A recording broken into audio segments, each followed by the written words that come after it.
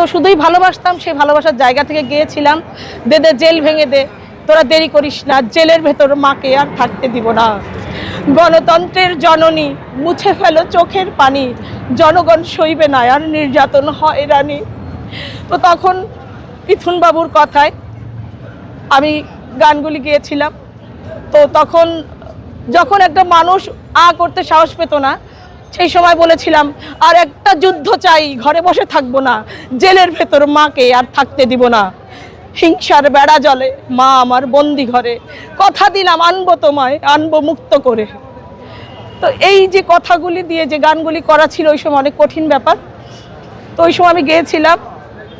তো সেই জন্য বেশি কষ্ট লাগছে যে মায়ের জন্য সেই খারাপ সময়ে, সেই কারাবন্দি সময়ে যে গানগুলো করেছি আমি, অনেক বেশি খারাপ লাগছে। তো সেই গানগুলা যখন কমেন্ট বক্সগুলোতে যেতাম ইউটিউবে, তখন দেখতাম অনেক ধরনের গালি, অনেক ধরনের হুমকি ধামকি, বিভিন্ন কিছু, বা মায়ের সাথে তোকে একসাথে এটা করবো ওটা করবো, মানে বিভিন্ন রকম বাজে বাজে কমেন্ট করতো। জানেন যে কারা করতো, এই দোসররা করতো।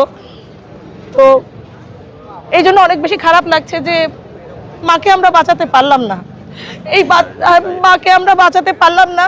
আমাদের মা কারাগার থেকে যখন মুক্ত হলেন, কখনো কিন্তু আমাদের মা এতটাই ধৈর্যশীল, আমাদের নেত্রী, আমাদের প্রাণপ্রিয় নেত্রী বেগম খালেদা জিয়া, যিনি আমাদের আত্মার প্রাণ, তিনি এতটাই ধৈর্যশীল যে তিনি জেল থেকে বেরিয়েও কখনো বলেননি যে কারাগারে তার সাথে কি কি হয়েছিল।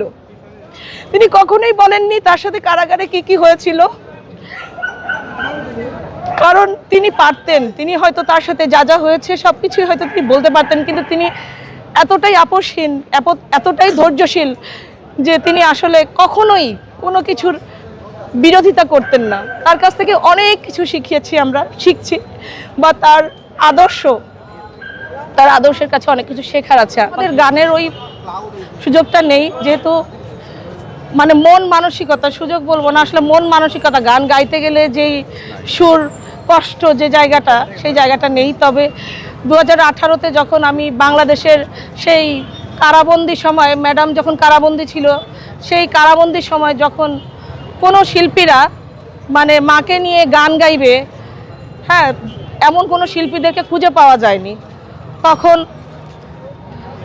তখন আমি গেয়েছি, আমি সাহস করেছি, ভালোবাসার জায়গা থেকে গেয়েছি। কোনো স্থান বা কোনো পদবি তখন আসলে এত কিছু বুঝতামও না। আমাদের গানের ওই সুযোগটা নেই, যেহেতু মানে মন মানসিকতা, সুযোগ বলবো না, আসলে মন মানসিকতা, গান গাইতে গেলে যেই সুর কষ্ট যে জায়গাটা, সেই জায়গাটা নেই। তবে 2018